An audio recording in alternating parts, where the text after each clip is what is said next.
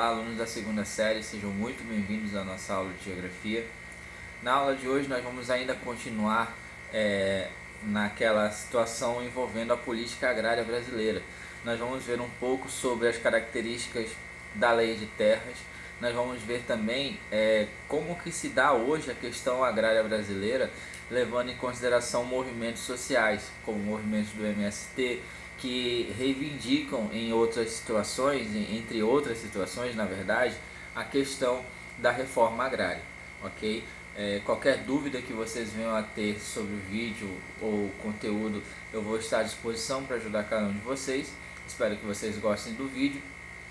E no mais é isso. Pegue aí seu livro, seu caderno e vamos juntos para a nossa aula da disciplina de Geografia. Continuidade ao estudo do espaço agrário brasileiro, partindo daquela temática que nós vimos anteriormente, sobre como que funciona, sobre como que o espaço agrário brasileiro ele vai se classificar, ele vai se dividir, né? Nós chegamos a ver nas aulas anteriores algumas características envolvendo a questão agrária brasileira.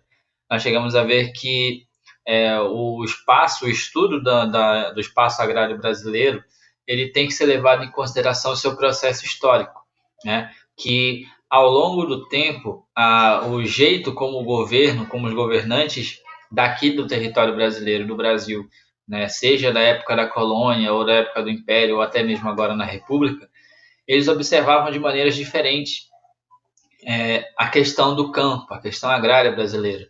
Porque até então, até a década de 60, o Brasil era um país extremamente agrícola, né? Toda a fonte de renda do Brasil vinha do campo, né? E isso, vamos dizer, que beneficiava a influência e o aumento do prestígio de alguns grupos ligados à grande produção, né? O pessoal do latifúndio, os latifundiários. E aí nós vamos observar que como que nós vamos classificar, então, o modelo agrário-agrícola brasileiro. Ele vai ser classificado na alta concentração de terra. E uma vez que você tenha muitas terras sob o seu controle, você vai ter um acúmulo de riqueza e de poder. Esse poder, obviamente, ele vai ser prejudicial para os pequenos produtores, para a agricultura familiar, para aquelas pessoas que querem um pedaço de terra apenas para a sua própria subsistência, né? E aí vão surgir inúmeras temáticas, como a reforma agrária, que aparece aqui na imagem para vocês, né? E muitas dessas temáticas vão acabar gerando discussões e debates um tanto quanto violentos, né? E aí vão surgir os inúmeros conflitos presentes no campo, ainda nos dias de hoje, né? Como, por exemplo, surgimento de movimentos e de manifestações populares, como no caso a questão aqui dos sem terra, né? Aqui embaixo nós vamos observar, e nós vimos na aula anterior também, o percentual envolvendo a distribuição de terra no Brasil, né? Nós vamos observar que a agricultura familiar, embora ela tenha num percentual maior de número de estabelecimentos, a terra para esses estabelecimentos ela é considerada pouca, ela é considerada escassa, enquanto que os chamados latifundiários, os grandes donos de terra, eles vão concentrar a maioria esmagadora do percentual de terra, do total da área agricultável, né, para essas propriedades. Isso daí vai mostrar por si só como que a questão da distribuição de terra no Brasil ela é extremamente desigual, ok? Nós vimos também, nas aulas anteriores, um pouco sobre as comunidades tradicionais e o que seriam essas comunidades tradicionais, né? Nós vimos um pouco do que se tratavam essas comunidades tradicionais. E o que são essas comunidades tradicionais? São populações que utilizam os recursos naturais de forma sustentável e que transmitem pela tradição oral, principalmente os conhecimentos e práticas por eles criados. Nós vamos ter aqui no Brasil inúmeras comunidades tradicionais consideradas povos tradicionais também, né? Nós vamos ter os caiçaras, nós vamos ter os extrativistas. Aqui na nossa região, na região amazônica, nós vamos ter os povos indígenas, nós vamos ter os ribeirinhos, nós vamos ter os pescadores, os quilombolas, né, os caboclos aqui da Amazônia. Essas pessoas elas vão ser consideradas povos tradicionais, porque elas não vão utilizar, vamos dizer assim, de forma predatória os recursos da natureza, até porque eles dependem deles. Por exemplo, os povos indígenas eles dependem da natureza para caçar, para pescar, para plantar alguns gêneros agrícolas, né? Os trabalhadores, os ribeirinhos, por exemplo, os caboclos ribeirinhos, eles dependem da natureza, eles dependem da floresta para tirar o seu sustento, o seu alimento, peixe, né?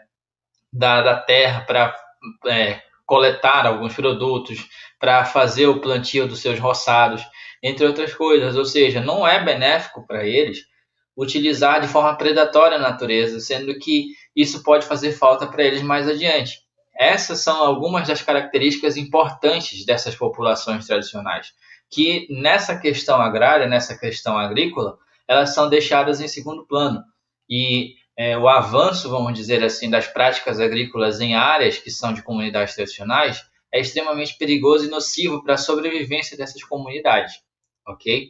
Vamos observar aqui um pouco mais adiante, então, para vermos aqui alguns dos problemas ambientais agrários. Agora nós estamos entrando na nossa temática de hoje, voltada para os problemas ambientais agrários aqui no território brasileiro, né? Quando nós falamos em relação à agricultura no Brasil, nós podemos dizer que nós temos 4 grandes problemas envolvendo a agricultura e o meio ambiente.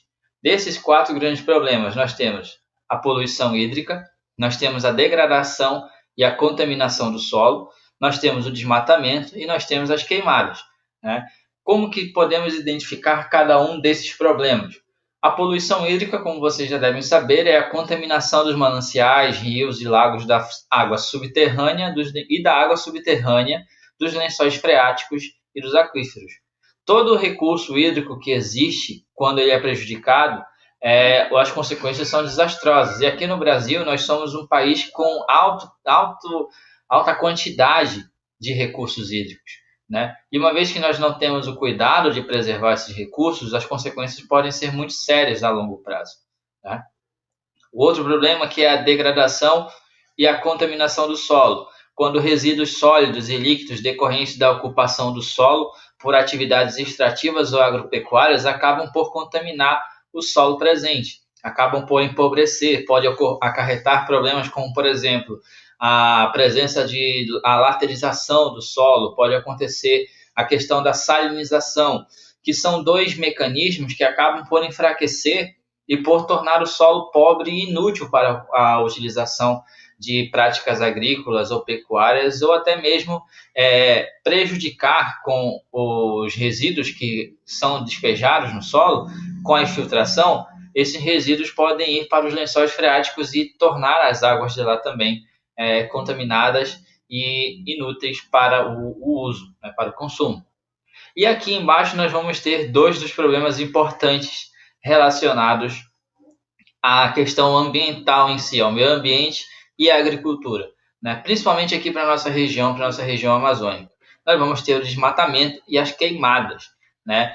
Ambas coisas associadas no processo de formação de novas áreas agrícolas ou de áreas agropecuárias, né? O desmatamento é para ampliação, né? Quando os donos de grandes áreas de latifúndios, eles querem expandir e acabam expandindo para áreas de floresta. Eles acabam praticando isso para aumentar essas áreas de lavoura ou pastagens.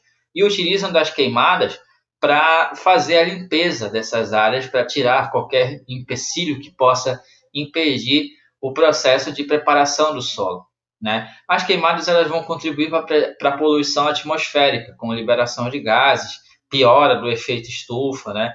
E acabar mudando drasticamente a dinâmica de temperatura daquela região, né? O desmatamento pode causar uma série de fatores, como, por exemplo, a implicação de erosão no solo. Quando esse desmatamento acontece próximo das áreas de rio, nós podemos ter a questão do assoreamento, nós podemos ter enchentes quando é próximo de propriedades agrícolas ou de propriedades rurais, né? Nós vamos ter várias degradações relacionadas a esses 2 elementos. E são muito comuns, principalmente em áreas aqui próximas à floresta amazônica, ok? Vamos avançando aqui um pouquinho mais, para nós observarmos mais algumas temáticas e agora entrando no histórico, como eu falei para vocês, em relação a como que se dava o processo de concentração de terras desde o período colonial, né? Vocês devem se lembrar das aulas de história sobre a questão de como que se deu o processo de formação do território brasileiro. né? O Brasil até então, a colônia portuguesa, aqui que era o Brasil, Portugal não tinha condições financeiras de lidar para manter e desenvolver a colônia. Uma das medidas que ele acabou adotando foi a transformação da área colonial brasileira em 15 faixas, 14 faixas de terra e entregar a pessoas que tivessem condições de fazer a área se desenvolver e depois apenas pagar o devido tributo à coroa portuguesa, né, que eram os donatários. Nós estamos falando aqui, gente, da questão das capitanias hereditárias. Essa foi a primeira etapa de organização espacial e política do território brasileiro. E, obviamente, se deu na questão da concentração de terra para aquelas pessoas que tinham mais condições, né?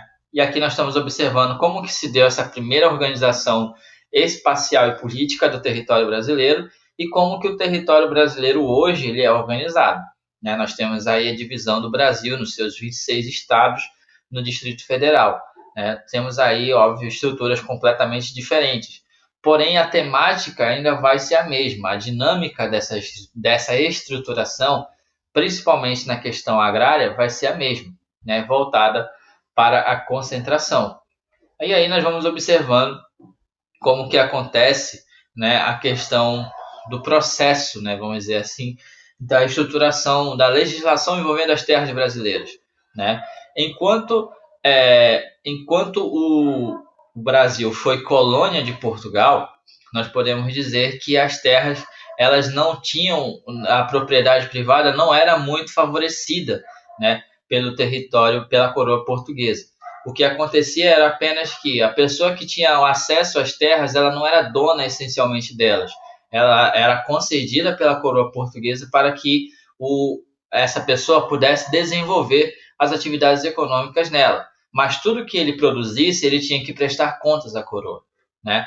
A primeira grande mudança legislativa em relação às terras no Brasil, nós vamos ter a partir de 1850, já quando o Brasil se tornava independente de Portugal, né? O Brasil se torna independente em 1822, mas a legislação de terras ainda valia muito dos tempos coloniais, ou seja, não havia a possibilidade de grandes espaços latifundiários, né? E aí o que acontece? As elites que tinham o controle da produção agrícola na época, elas começaram a fazer pressão diante do novo governo, diante do império, do governo imperial, para que houvesse uma regularização do acesso a essa terra, já que ainda assim todo o território brasileiro estava sob o comando do império. Não havia a possibilidade de propriedade privada ainda, né? E essa pressão dos latifundiários, a influência política, já que muitos deles eram propriamente os políticos, eram pessoas públicas daquela época, fizeram com que se elaborasse a primeira legislação voltada para a questão das terras no Brasil, que seria a Lei de Terras. A Lei de Terras ela surge então em 1850 e é a primeira grande legislação voltada para a política fundiária do Brasil. Só que assim, essa Lei de Terras ela foi pautada basicamente nos interesses dos latifundiários, dos grandes proprietários de terra, que basicamente ela se resume nisso, que o acesso legal à terra só seria possível a quem tivesse recursos para comprá-la. Antigamente, o acesso à terra era possível a quem tinha condições de desenvolvê-la, mas a terra não era dele. Com a lei de terras, quem tinha condições de comprar poderia ter o acesso, e poderia ter um acesso legalizado, né? Quanto mais recursos você tivesse, maiores condições, maiores pedaços de terra, vamos dizer assim, você poderia comprar e ficar para si. Ou seja, esse foi um dos grandes pontapés iniciais para o processo de concentração fundiária no Brasil, né? Obviamente que essa lei ela prejudicou aqueles pequenos agricultores, né? Aqueles pequenos trabalhadores rurais, camponeses, poceiros, imigrantes, ex-escravizados que queriam ter um acesso a uma terra para produzir e para sobreviver. Porém, de acordo com a lei de terras, não era possível isso, porque eles não teriam recursos para comprar essa lei, né? Ou seja, somente as pessoas ricas tinham acesso e isso, obviamente, favoreceu e muito as oligarquias rurais, né? Esse foi o início desse processo de concentração, que nós vamos ver que o que restou, então, para os pequenos trabalhadores. restou apenas eles trabalharem como mão de obra e explorados, drasticamente explorados pelos grandes proprietários, né? O Brasil, como eu falei para vocês, até o início da década de 60, o Brasil, né, no século XX, o Brasil ele era um país extremamente agrícola. A produção brasileira, a produção de café, a produção de cana-de-açúcar, a produção de soja, era o que modernizava, era o que mantinha a economia brasileira, levava a economia brasileira adiante. Né? Aqui, por exemplo, na Amazônia, a produção de borracha era o que mantinha a economia brasileira viva, funcionando. Né? A partir da década de 60 acontece o início, né, o auge, vamos dizer assim, do processo de industrialização do Brasil. Né? E com essa industrialização, ela não vai ficar reservada apenas à cidade. A industrialização ela vai ser levada também para o campo. E o que acontece então com esse pessoal que trabalhava nessas grandes áreas de latifúndios dos proprietários? Essas pessoas elas vão ficar relegadas a condições quase análogas à escravidão. Porque isso quando elas tinham chance de trabalhar. Né? Quando elas não tinham chance de trabalhar, elas ficavam basicamente a esmo, não sabiam o que fazer e como iriam sobreviver. Né? E essa é a realidade de muitos até os dias de hoje. Ok? Vamos avançando aqui um pouquinho mais, para nós já entrarmos na questão envolvendo outras legislações em torno da questão fundiária no Brasil, né? Principalmente agora no período republicano. Né? Nós vamos ver aí que a grande reforma, vamos dizer, primeira grande legislação do período republicano relacionada à questão agrária, à questão fundiária, vai ser o Estatuto da Terra. Né? E o que seria isso? O Estatuto da Terra vai ser um projeto de lei que vai ser aprovado no período do regime militar, né? Em 1964. Só que antes disso, havia muitos conflitos no campo, por conta dessa herança que foi trazida do período imperial, aonde os grandes proprietários tinham acesso e dificultavam cada vez mais o acesso dos pequenos produtores, das pessoas camponesas, a terem um pedaço de terra. Né? O que acontece, então, com essa questão do início da República? Vai ser marcada por vários conflitos. Nós vamos ter o surgimento, por exemplo, das ligas camponesas, né? Ligas camponesas que vão atuar principalmente no interior do Nordeste, no interior ali do Centro-Oeste, com a ideia de estimular e pressionar os governos para a realização de uma reforma agrária. O que seria, então, essa reforma agrária? A reforma agrária seria basicamente a necessidade de você pegar terras, né, ou desapropriar terras que não estavam sendo utilizadas pelos seus donos e dividir essa terra de forma igual para pequenos agricultores, para assim estimular então a agricultura de subsistência. Obviamente que numa sociedade que estava tão estratificada como era a brasileira, isso se tornaria impossível e não seria fácil convencer as elites agrícolas a desempenhar esse papel. Né? E aí, com o Estatuto da Terra que vai surgir em 64, nós vamos ter, então, uma das primeiras ideias para solucionar esse problema. Né? Uma das primeiras ideias para solucionar esse problema, que vai ser o surgimento do módulo rural. O que seria, então, esse módulo rural? O módulo rural é uma área ocupada por uma família constituída de 4 pessoas adultas, que lhe proporcione uma vida digna. Né? Isso daí já seria a primeira sinalização para tentar solucionar essa questão do conflito agrário e da questão da concentração desigual de terras. Né? Essa foi a primeira tentativa em 1964. A Constituição que nós estamos hoje vivendo, a Constituição vigente para nós hoje, que é a de 1988, ela vai ser mais abrangente nesse sentido de equilibrar a questão da concentração fundiária. Né? Porque ela vai garantir, a Constituição hoje, ela garante a desapropriação de terras improdutivas para o interesse social. O que seria uma terra improdutiva? Seria uma terra que estava ali parada. O grande proprietário tem ali um pedaço de terra, mas ele não utiliza. Ele não utiliza nem para agricultura e não utiliza nem para a pecuária. Fica ali parado especulando, né? Onde ele visa ganhar dinheiro a longo prazo com aquela terra. o governo pode, no direito dele, de desapropriar essa terra, garantindo uma pequena indenização a ele, e fazer com que essa terra possa ser dividida para os pequenos trabalhadores, né, para aquelas pessoas que não têm um pedaço de terra, e fazer com que assim essa terra que antes era improdutiva se torne produtiva novamente, certo?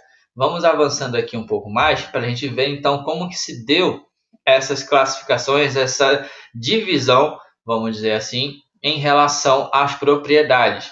Nós vamos ter aí essa divisão pautada na questão do Estatuto da Terra, ok? Para finalizar aqui o nosso conteúdo, nós vamos ver aqui como que se dava essa classificação em base da dimensão. O Estatuto da Terra ele vai garantir, basicamente, ele vai garantir divisões de terras de acordo com os módulos rurais, né? Pelo Estatuto da Terra e pela Lei 8629 de 93, que é a última grande legislação, vamos dizer assim, que vai estruturar um pouco mais a política fundiária brasileira, por essa Lei 8629, nós vamos ter essa classificação de imóveis rurais, né, que vão se dividir em 4, vamos dizer assim, que vai ser o minifúndio, a pequena propriedade, a média propriedade e a grande propriedade, que vai ser considerada latifúndio, né? Como que seria o minifúndio? O minifúndio seria um imóvel rural menor que o módulo fiscal estipulado para o respectivo município, ou seja, a classificação, a divisão do módulo fiscal, ela iria variar de acordo com o município, com a legislação municipal e com a legislação estadual. E aí nós vamos ter as outras subdivisões já com números determinados, como por exemplo, entre 1 e 4 módulos fiscais nós podemos considerar como pequena propriedade. Entre 4 e 15 módulos fiscais nós podemos considerar como grande propriedade, como média propriedade, na verdade. E acima disso, nós temos aí a grande propriedade ou latifúndio, né? Aqui nós vamos ver um pouco agora como que o Estatuto da Terra ele vai classificar os imóveis rurais, né?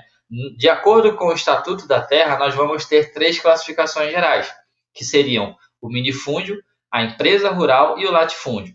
Como que seria, então, um minifúndio? Um minifúndio segue o mesmo critério da Lei 8629, né, que é uma propriedade de tamanho inferior ao módulo, né? Enquanto que uma empresa rural, ela teria o tamanho da propriedade seria até 600 vezes maior que o módulo definido para o município, explorada econômica e racionalmente. E um latifúndio seria uma propriedade com tamanho maior que 600 vezes o módulo definido, independentemente da sua forma de produção, de utilização, ok? Essas estruturações, elas vamos dizer que aos poucos puderam possibilitar o acesso de pequenos produtores à questão da terra, porém ainda é uma realidade não tão acessível, não tão comum, vamos dizer assim, né? E aí, para finalizar, a gente vai ver aqui em questão a função social da terra. O que seria a função social da terra? Esse artigo, é um artigo da Constituição brasileira, da nossa Constituição de 1988, né? O caput, né, a parte principal da função social trata o seguinte: a função social é cumprida quando a propriedade rural atende simultaneamente, segundo critérios e graus de exigência estabelecidos em lei, aos seguintes requisitos: aproveitamento racional e adequado, utilização adequada de recursos naturais disponíveis e preservação do meio ambiente, observância das disposições que regulamentam as relações de trabalho, exploração que favoreça o bem-estar dos proprietários e dos trabalhadores, né? Se a gente for observar, então, e fazer uma reflexão sobre esse artigo, sobre essa lei, né, nós vamos observar que é uma realidade completamente diferente, né? A função social da terra, como que a terra ela poderia ser desenvolvida de acordo com a lei e como ela é desenvolvida na realidade. Por exemplo, ele fala aqui o aproveitamento racional e adequado, né? São poucas as áreas que fazem esse aproveitamento nestas condições, né? A utilização adequada dos recursos naturais disponíveis e preservação do meio ambiente. Se caso isso acontecesse, não teríamos tantos problemas envolvendo as questões ambientais.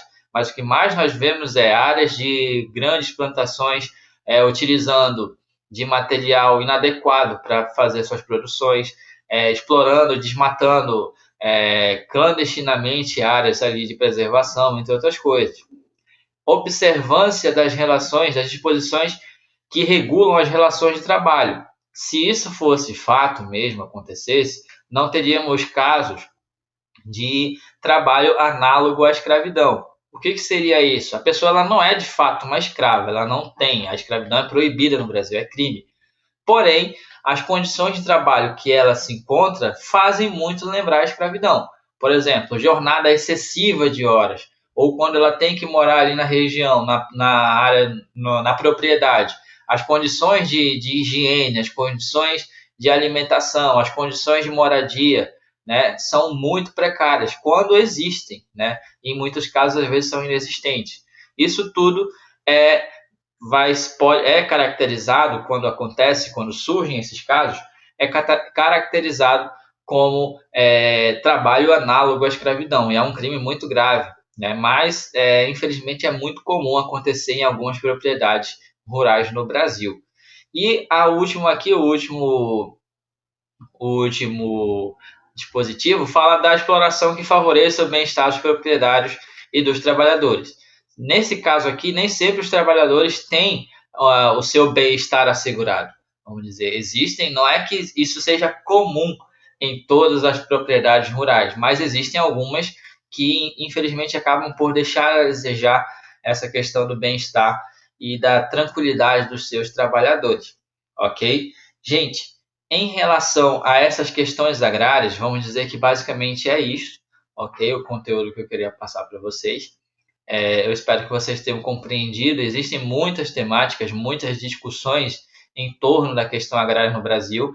É um assunto que ainda vai ser muito debatido, vai ser muito discutido externamente, ok? Mas basicamente esse foi um resumo da legislação e dos processos que mostram como que se dá a concentração de terras aqui no nosso território, ok? No mais é isso, eu espero que vocês tenham gostado do vídeo. Qualquer dúvida em relação à atividade, em relação ao conteúdo, vocês podem me chamar, que eu vou estar à disposição. Qualquer dúvida em relação ao trabalho, porque basicamente boa parte do trabalho está nesses vídeos que eu passei para vocês, vocês também podem me chamar, ok? No mais é isso, um forte abraço a todos, espero que todos estejam bem e até a nossa próxima aula.